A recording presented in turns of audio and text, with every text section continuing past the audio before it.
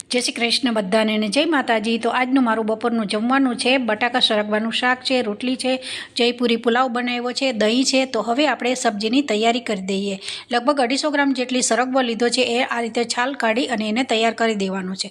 बधी वस्तु चॉप करी अने तैयार करी 2 चमची तेल नाखी डુંગળી टामेटा लसण बधुं तेलमां शेकी अने तेलमां शेकाई जाय पछी रूटिंग मसाला कर्या छे।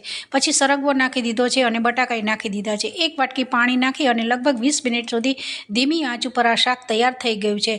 साइडमां मैं पुलाव बी बनावी नाख्यो छे। हवे हूँ अत्यारे अहींया रोटली करूं छुं। तो रोटली बी सवारे लोट बांधी अने मूकी दीधो हतो तो एकदम सरस लोट बी सॉफ्ट थई गयो छे। तो फुलका आपणी रोटली बी तैयार थई गई छे।